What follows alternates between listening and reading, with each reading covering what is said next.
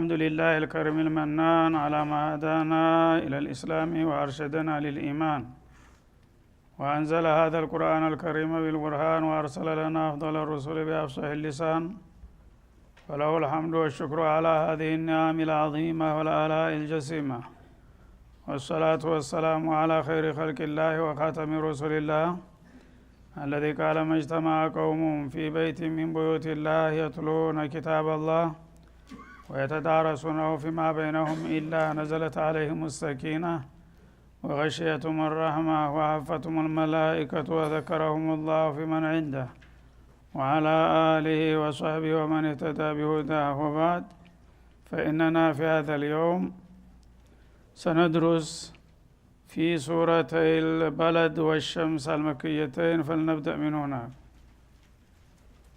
أعوذ بالله من الشيطان الرجيم. بسم الله الرحمن الرحيم. لا أقسم بهذا البلد وأنت حل بهذا البلد ووالد وما ولد لقد خلقنا الإنسان في كبد أيحسب أن لن يقدر عليه أحد يقول أهلكت مالا لبدا أيحسب أن لم يره أحد ألم نجعل له عينين ولسانا وشفتين وهديناه النجدين فلاقتحم العقبة وما أدراك ما العقبة فك رقبة أو إطعام في يوم ذي مسغبة يتيما ذا مقربة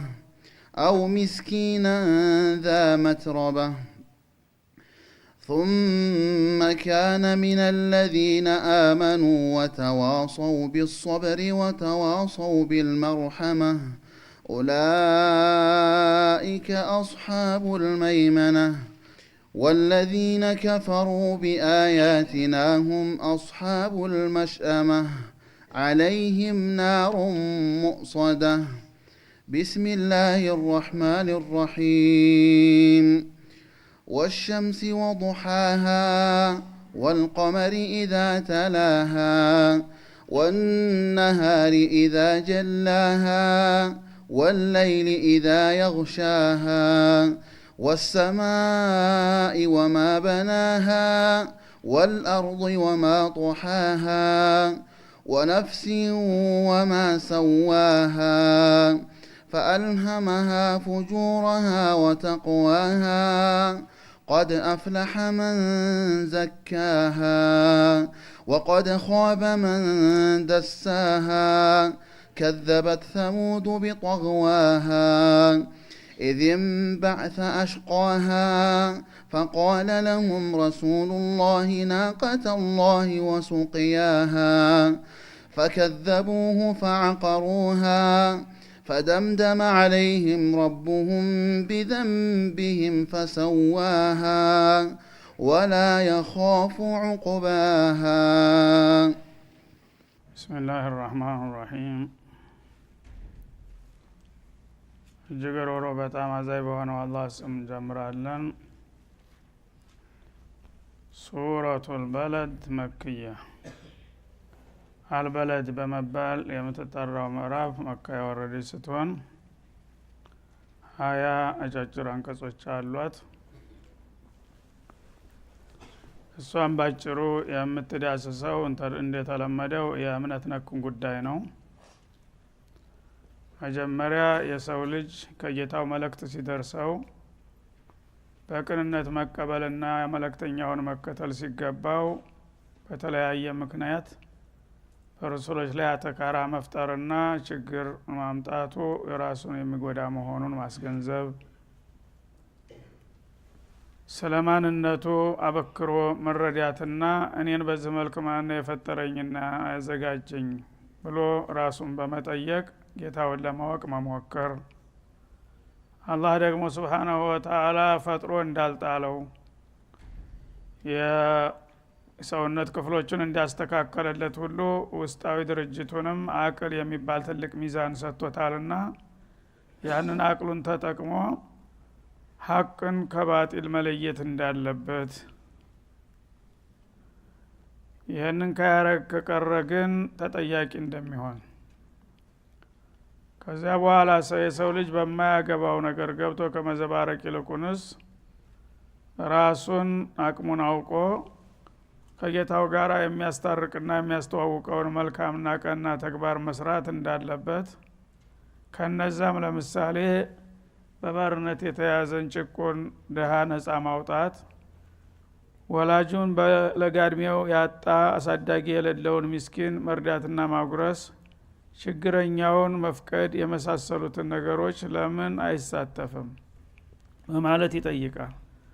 ከዛም በላይ ከሁሉም በፊት ኢማኑን የፈጠረውን ጌታ በወቅቱ አውቆ እምነቱን አስተካክሎ በሚያጋጥመው ችግር ደግሞ ትዕግስትን ተላብሶ ለፍጥረታቶች ርህራሄ ማድረግ እንዳለበት ይህንን ካደረገ የቀይ ጓድ ሊሆን ይችላል። ሳይሆን ቀርቶ ግን በተቃራኒው ክህደትንና ልግመትን ከመረጠ የግራ ጓድ ሆኖ እንደሚነሳ ነው። ከዛም ለዘላለሙ ሲኦል እንደሚጋለጥ ነው የሚልን መልእክት ነው ባጭሩ የምትዳስሰው። ላ ኡቅሲሙ ቢሃذا البلد እንደተለመደው በቃለ መሐላ ይጀምራል። ላ የሚለው ቃል በልክ እንዳለ ሊሆንም ይችላል ወይም ተጨማሪ ማዳጎሻ ቃል ሊሆንም ይችላል። ባለበት በሚተረጎምበት ጊዜ ليس الامر كما تظنون ايها الناس اقسم بهذا البلد እንደማለት ነው። ጉዳዩ እናንተ እንደምታስቡትና እንደምትገምቱት እንዳልሆነ ለማረጋገጥ በዚህ አገር እምላለሁ ይላል አላህ Subhanahu Wa Ta'ala። እነሱ የሚገምቱት ምን ነበረ? በዛ ጊዜ የኺጧቡ የወረደላቸው ሰዎች ቁረይሾች ናቸውና ሰው ከሞተ በኋላ አይነሳም፣ በሰራው ስራ አይጠየቅም፣ አይመነዳም የሚል ስንኩል አመለካከት ነበረባቸው። ይህ አባባላችሁ ከንቱ ነው፣ ምንም አረጋገጫ የላችሁም፣ መጀመሪያውንም ያልነበረውን እንደፈጠርኩኝ ከሞተ በኋላም አስረሳዋለሁኝ እና የእናንተ ግምትና አባባል ቦታ የለውም፣ ይህን ስተታችሁን ብታርሙ ይሻላችኋል፣ እናንተ እንደገመታችሁት አይደለም አለ ማለት ነው። ላለመሆኑም ኡቅሲሙ بهذا البلد መከተ المكرመ በዚህ በተከበረና በተቀደሰው አገራችሁ እምላለሁኝ ይላል። መካን አላህ Subhanahu Wa Ta'ala ያው ከፍጥረታቱ መካከል የፈለገውን ስለሚመርጥ በአለም ካሉ አገሮች ሁሉ መርጧታል፣ ባርኳታል ማለት ነው። እና حرم هذه البلد قبل خلق السماوات والارض ያሉት ረሱል አለይሂ ሰላም ወይም يوم خلق السماوات والارض ሰማይ መሬትን ሲፈጥር ይህችን ክልል ከሌሎች ሁሉ ክልሎች መርጦ ባርኳታል እና በዚህ በተበረከችና በተመረጠች ሀገር እምልላችኋለሁ በመከተል ሙከረማ ጉዳዩ እናንተ እንደምትሉት እንዳልሆነ ለማረጋገጥ ይላል። ወአንተ ሒሉን بهذا البلد እና በዚህ ሀገር የመመለው በተለይም አንተ በዚህ ክልል እስከ ተገኘህ ድረስ ነው ይላል ማለት ነው። ይሄ ደግሞ የነብዩን ክብር ባጭሩ የሚጠቁም አበገላለጽ ነው። መካ በመሰረቱ ከማንኛውም ሀገር ጋራ ስትወዳደር በአላህ ዘንድ ወደር የሌላት ፍጹም ቅዱስ ሀገር ናት። ግን አንተ ባለህበት ክፍለ ዘመን ደግሞ አንተ በኗሪነት ስትገኝባት ደግሞ የበለጠ ክብር ጨምሮላታል። እናንተ ታላቁ ሰው ባለህባት ከተማ እየማልኩኝ ይሄን አረጋግጣለሁ ይላል። እና እነሱ ችግራቸው የመካን ክብር ረስተዋል፣ እንደገና ደግሞ የነብዩን ማንነት ዘንግተዋል። ሁለቱንም አርክሰዋቸዋል ማለት ነው። በጊዜ የነበሩ ህዝቦች እነሱ እንደቀላል አይተው መካንም እንደተራገር ዝም ብለው የወንጀል የጀራኢም መስሪያ አደረጉ። አንተንም የመጨረሻውን ታላቅ ነብይ እንዲተራ ሰው ከዛም አልፈው እንደ ጥላት እያዩ ችግር ቢፈጥሩም እኔ ግን ይህች ሀገር ተማንኛውም ሀገር የበለጠችና የተቀደሰች ሰላም ጸጥታ የሊፍሰፍንባት የሚገባ አንተም ደግሞ የነብያት ሁሉ መደምደሚያ እንደመሆነ ልትታፈርና ልትከበር የሚገባ ሰው ሆነ እያለ እነሱ ግን እንደቀላል እያንከለከሏችሁ ነው ሁላችሁንም።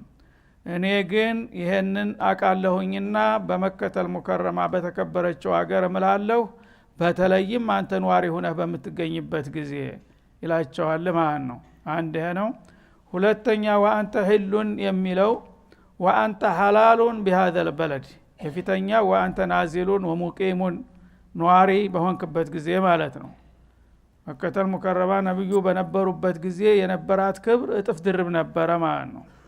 እሳቸውን ካጣች በኋላ ግን ያ መደበኛ ክብሯን ይዛ ትቀጥላለች። በሁለተኛው አባባል ወአንተ ሂሉን ማለት ወአንተ ሐላሉን ለከ አንተ ፈዓለ ማ ሽእተ ፊ መከተ ላንተ ተፈቅዶልሃል። መካ ምንም የተከበረች አገር ብትሆን የማንኛውም የጥላት መጥቶ እንደማንኛውም ተራገር ሊወራት አልፈቅድም አልወድም። ይሄን የሚያረካለ እኔ ፈረደዋለሁኝ። ግን ላንተ ለነብዬ እነዚህን ቀንደኛ ጥላቶችን ለማንበርከክ መዋጋት ከፈለክ እፈቅድልሃለሁኝ። ተመካ ክብር ይልቁንስ ያንተንና የተልኮህን ክብር አስቀድመዋለሁና ለማለት ተተርጉሟል ማለት ነው። እና ወአንተ ሐላሉን ለከ አንቱ ቃቲለ ፊ መከተ በመካ ከተማ ለማንም ሰው አይፈቀድም ጦርነት ማድረግ። ግን አንተ ታስፈልገህ ጥላቶችህን ለማንበርከክና አላማህን ለማስከበር ፈቅጀልሃለሁኝ። ያንተ ተልኮና ማንነትህ ተዚህ በላይ ነውና ይላቸዋል ማለት ነው። እና ወህለት ለሰዓተ ሚን ነሃር አሉ። ይቺ ከተማ ለማንም አላህ Subhanahu Wa Ta'ala አልፈቀዳትም ነበር። እኔ ግን ለሱ አላማ ሲባል ይችን ሀገር ከፍቶ ለመግባት የተወሰነ ጊዜ ፈቅጀልሃለሁኝ። እነዚህ ሰዎች እንግዲህ ለ15 አመታት ያህል ነው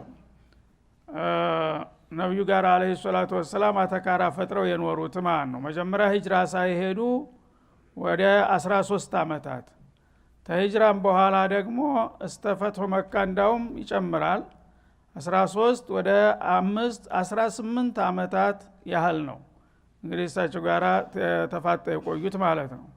ይሄን ያህል ዘመን እንግዲህ መክራሃቸዋል፣ አባብላሃቸዋል በሰላም እንዲቀበሉ።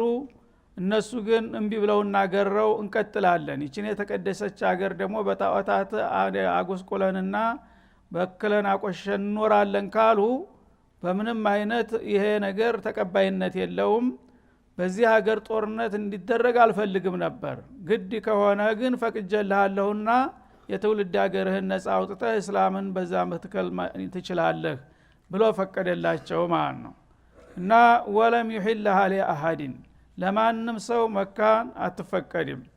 እና እኔ ከልኩ በኋላ እንዱ ነብዩ ተዋግተዋልና በዛ ሀገር እኔም እዋጋለሁ የሚል ባለስልጣን ቢመጣ ان الله قد احلها لنبيه ولم يحلها لك አላህ ለነብዩ ልዩ ፍቃድ ሰጥቶ ነው ፈቅዶላቸው ነው። አንተ ግን አይተፈቀደልህም በሉት ማንም ሰው በማለት አስጠንቅቀዋል ማለት ነው። ስለዚህ እንግዲህ አላህ Subhanahu Wa Ta'ala ነብዩና ለተልኳቸው ምን ያህል ክብር የሰጠ መሆኑን ያመለክታል። መካ ከተማ ማንም ጥላት መጥቶ ሊወር ቢፈልግ አላህ Subhanahu Wa Ta'ala በተፈጥሮ የሰጣት ክብር ነውና ያንን ክብር የሚጥሰው አይፈቀድለትም፣ የመጨረሻ ሙጅሪም ነው የሚሆነው ማለት ነው።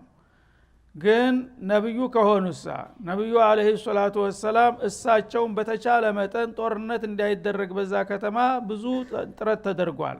ቀብለ الهجرة 13 አመት ያህል አቂሙ ሶላተ ወአቱ ዘካት እያለ የስለ ጦርነት አታንሱ አትሰቡት ይላቸው ነበረ ማለት ነው። እንደገና ተሰደው ከሄዱ በኋላ ጥላቶቻቸው በተደጋጋሚ በስደት ሀገራቸው እንኳን በሰላም እንዳይኖሩ ገቡበት ገብተን ማጥፋት አለብን፣ እነሱ በህይወት በምድር ጀርባ ላይ ካሉ ከለታት አንድ ቀን መተው ያጠቁናል በሚል ፍርሃት እነሱ ራሳቸው በስደት ሀገር እንኳን እንዲኖሩ አልፈቀዱላቸውም። ያን አላህ ኡዚነ للذين يقاتلون بانهم ظلموا وان الله على نصرهم لقدير የሚለውን አንድ አያ አወረዳና በሱረቱል ሐጅ ታሁን በኋላ እነዚህ ሰዎች አብዝተዋል፣ እናንተም መሬት ላይ ነው የተፈጠራችሁት፣ አገሩን ክልሉን ለቃችሁ ሄዳችሁ ከዚህ በኋላ ደግሞ ገባችሁ በገብተን ተምድርገጥ እናጠፋለን የሚሉ ከሆነ መቼም ሰማይ መሄድ አይችልም ሰው በመሬት ላይ መኖር አለበት። እንግዲህ ካሁን በኋላ አማራጩ ከጠፋ ፈቅጀላችኋለሁና እነሱም ባለ አቅማችሁ ልታገሉ ትችላላችሁ። ከመፍቀድም አልፎ ወኢነላህ አላ ነስሪሂም ለቀዲር ድጋፌንም ጭምር ሰጣቸዋለሁ ልረዳችሁም እችላለሁ የሚል ፍቃድ ተሰጣቸው ማለት ነው። እና በዚህ መልክ ነው እንግዲህ አላህ Subhanahu Wa Ta'ala የጂሃድ አልኢስላም እንዲፈቀድ ያደረገው ማለት ነው። እና አሁን መማሊያ አድርጓ መጣ። ምልላችኋለሁ ይህች ሀገር የተከበረች ናት፣ ለማንም ወራሪ አትፈቀድም ላንተ ለነብዩ ታልሆነ በስተቀር፣ አንተ ግን ለቅዱስ ዓላማ የጌታን ተልእኮ ለመወጣት እስከሆነ ድረስ እፈቅድልሃለሁ አላቸው ማለት ነው። ወዋሊድን ወማወለድ እንደገና ደግሞ በወላጅና በተወላጁም እምላለሁኝ ይላል። ያው ከፍጥረታቱ ፈላ እቅስሙ ቢማ ትብሲሩነ ወማ ላ ትብሲሩን፣ አንዳንድ ጊዜ በተናጠል የተለያዩ የተአምርነት ያላቸውን ፍጥረታቶች ያሳየናል ይምልባቸዋል። አንዳንድ ጊዜ ደግሞ በጅምላ በአጠቃላይ ዓለም ፍጥረታት ሲታዩ የላይኛውም ሆነ የታችኛው ዓለም ህይወት ያለውም ሆነ ጉዑዛኑ የጌታን ማንነትና የባለቤቱን ጥበብና ኃይል ይጠቁማል ፍጥረታት በሙሉ። ስለዚህ ቢማቱ ብሲሩን ወማላቱ ብሲሩን በመታውትም በማታውትም በመታቁትም በማታቁትም ፍጥረታት እምላለሁ። ምክንያቱም እነዚህ ፍጥረታት በሙሉ ሰማይ መሬት በውስጥና በዙሪያቸው ያሉ በባህር ያሉ ነገሮች ሁሉ በሙሉ የማን ምርት ናቸው? ማን ነው ካልነበሩ ያስገኛቸው ቢባል በጥቅሉ አላህ አልዓዚም ነው Subhanahu Wa Ta'ala። ስለዚህ ይሄን ሁሉ በፈጠርኩበት ኃይልና ጥበቤ እምላለሁኝ። የኔ ማንነት በዚህ በስራ ውጤቴ ልታውቁና ልትገነዘቡ ይገባል ለማለት ነው። ተዛ ለየት ባለመልኩ ደግሞ የሰው ልጅ ክብር አለውና ከማንኛውም ጉዑዛንና ሐይዋናት ለየት ለማድረግ ክብር ሊሰጠው ወዋሊዲን ወማወለድ በአንጋፋው ወላጅና በዝርያው እምላለሁኝ ይላል። ማነው አንጋፋው ወላጅ? አደም ናቸው አለይሂ ሰላም ማለት ነው። ተወላጅ የሚባለው ግን በሙሉ እስከ ዓለም ፍጻሜ የሚመጣው የሰው ልጅ ሁሉ ይገባል ማለት ነው።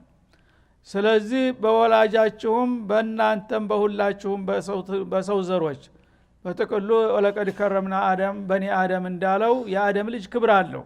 ክብሩን ግን ራሱ ያጠፋዋል ይረግጠዋል ማለት ነው። የዛ ጊዜ ክብሩን ተጣለ ሊዋረድ ይችላል። በመሰረቱ ግን የሰው ልጅ ክቡር ነውና በአባታችሁም በራሳችሁም እምልላችኋለሁ ይላል ማለት ነው። እና በእነዚህ በተለያዩ ነገሮች ምሎ የሚያረጋግጥልን ቁም ነገር ምንድነው? ለቀድ خلقنا الانسان في كبد የሰው ልጅ በችግር ላይ የተጠመደ አድርገን የፈጠር ነው ይላል። ከበድ ማለት في مشقة وتعب ونصب የተለያዩ ውጣ ውረዶች ያጋጥመዋል። ለችግር የተፈጠረ ፍጡር ነው ሰው ሲባል ይላል ማለት ነው። እና ልክ ከተፈጠረባት ደቂቃ ጀምሮ እስተ ፍጻሜው ድረስ ችግር አያጣውም የሰው ልጅ። ሁልጊዜ የችግር ኢላማ ነው። ገና እናቱ ሆድ በሚጸነስበት ጊዜ ያው ታፍኖ ጨለማ በሆነ ቦታ ነው ያለው። በዛው ላይ ያመዋል፣ ሊወርድ ይፈልጋል። ከዛ በተለያየ መልኩ መወለድ ደረጃ ይደርሳል። በምጥ ጊዜ ውጣ አትውጣ ስንት ትግል አለ ማለት ነው። ከዛ ሲወጣ ወዳውኑ የማያውቀው አየር ጋር ይጋጫል። ብርድ ከሆነ ከብርዱ፣ ሙቀት ከሆነ ከሙቀቱ ማለት ነው። ከዛ በኋላ ያው የማሳደጉ ሁኔታ ደግሞ ምናልባት በተሰቦቹ ጎስቋሎች ድሆች ከሆነ ደግሞ የባሰ ችግር ያጋጥመዋል ማለት ነው። በዛ ላይ ህመም ይቀበለዋል። እንዲሁ እያለ እንግዲህ ፍዳውን እያየ ታንዲ ችግር ወደ አንድ ችግር እየተሸጋገረና እየተከባለለ ነው የሚሄደው። የፈለገው የባለጸጋ የንጉስ ልጅ እንኳን ቢሆን ያው ሁሉ ነገር ተሟልቶለት ምንም ችግር ሳያጋጥመው ኖረ ሊባል አይቻልም ማለት ነው። እና ያደገ በሄደ ቁጥር ችግሩ እየሰፋ ነው የሚሄደው ማለት ነው። ኃላፊነቱ እየሰፋ ሁሉ ጊዜ ውጥንቅጡ እየከበበው ነው የሚመጣው። ይሄንን እንግዲህ መጀመሪያውኑ ለፈተና ነውና ያመጣሁት ለችግር የታጨ ሆኖ ነው የመጣው የሰው ልጅ። ዱንያ ላይ መጣ ችግር ለምን አጋጠመኝ እንዳትል፣ ለምን መጣ መጀመሪያውንስ? ዋናው ነገር የሚያጋጥምህን ችግር በአግባቡ ተወጥተህ ፈተና አልፈህ እዳህ የሚያልቅበት ሀገር ወደ ጀነት እንድትሸጋገር ማሰብ እንጂ ዱንያን ጀነት ልታረግ አታስብ። እቺ ዱንያችሁ የፈተና መድረክ ናት ይላል ማለት ነው። አንድ ቀን ያመሃል፣ አንድ ቀን ትከስራለህ፣ አንድ ቀን ትታመማለህ፣ አንድ ቀን የስንቱ ነገር ነው በየቀኑ የሚከሰተው ማአት ነገር ነው።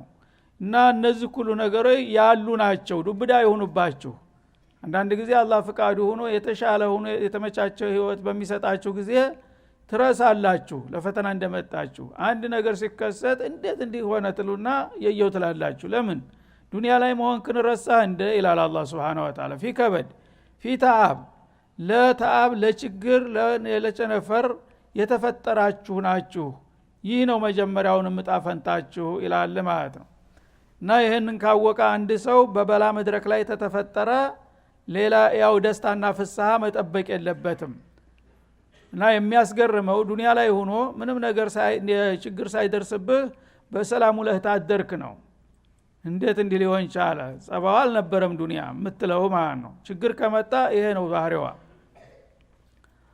አያህሰቡ አለን የቅዲራ አለህ አሃድ እና የሰው ልጅ በተለይም ከሃዲው ክፍል አላህ Subhanahu Wa Ta'ala ፈጥሮት ለፈተና አዘጋጅቶ ካቀረበው በኋላ አላህ የተወውና የረሳው ማንም እንደማይከታተለውና እንደማይቆጣጠረው አድርጎ ይገምታል ይሄ እንግዲህ የጅሉ ክፍል ማለት ነው ተመጣ በኋላ ለምን እንደመጣ ረስቷል በፈተና መድረክ ላይ መሆኑንም ዘንግቷል በሚሰራውም ስራ ወደፊት እንደሚጠየቅ ረስቶ እዛ ማንም እንደማይቆጣጠረው ልክ ስድ ሆኖ እንደተተው አድርጎ የሚገመተው ብዙ ነው ተፈጠርኩኝ በቃ ያለውን ያህል እኖራለሁ ከዛ በኋላ እሄዳለሁኝ ይልሃል ማለት ነው ላ እለት በለት በመታረጋት እንቅስቃሴ ሁሉ በካሜራ ስር ነህ እቆጣጠርሃለሁ ከታተልሃለሁ ልክ አርጌ ተውኩህ አይምሰልህ ምረን አይደለህም ይላል ማለት ነው ስለዚህ አላህ Subhanahu Wa Ta'ala ፍጥረታቶችን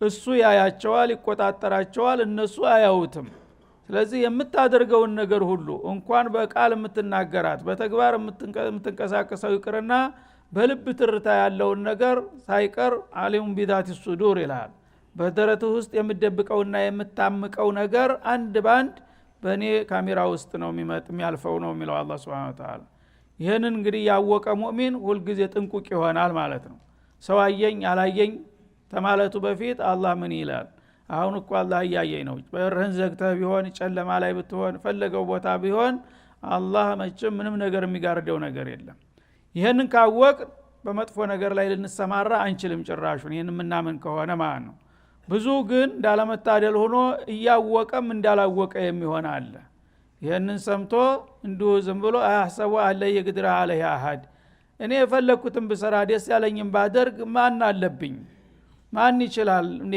ብሎ በተለይ በሚስጥር የሚያደርጋቸውን ነገሮች ከፍጡር ስለተሰወሩ ፈጣሪ የሚያያቸውና የሚያቃቸው መሆኑን ይዘነጋል ማለት ነው ይሄ ነው ትልቁ ስህተት የቁሉ አህለክቱ ማለት ዱበዳ ከዚያ በኋላ ጭራሽ ባሰበት ደግሞ በተቃራኒው ጌታ የሰጠውን ዕውቀት ጉልበት ንብረት አላህ በሚወደው ቦታ ማዋል ሲገባው በአፍራሽ ተልኮ ላይ ወጭ ያደርጋል ዲካሙን ጉልበቱን ጊዜውን ንብረቱን በአላህ ብርሃን ለማጥፋት ይተከምበታል ማለት ነው ያንን ማድረጉ ደግሞ እንደ ጀብዱ ቆጥሮት ይደነፋበታል ማለት ነው ነውር መሆኑን አሳፋሪ መሆኑን ትቶ እና ምን ይላል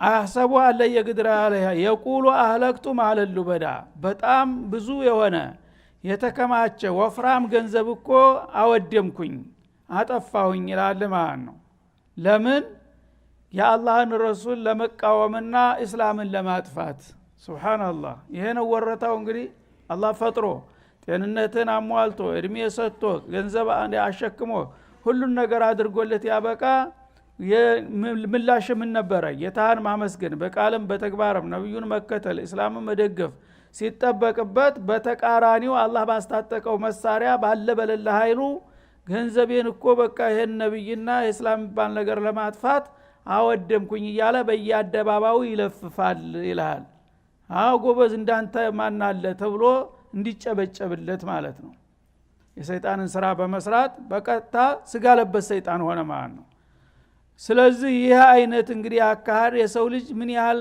ጥፋትና ክፋት ላይ መሆኑን እስቲ ራሱን ይገምግምና ተስተቱ ያርም ከሆነ አስገንዝበው ነው የሚለው ወሰለላሁ ዐለ ነብይ ቀጣውን በሚከተለው እንመለሳለን አላህ ፈቃዱ ከሆነ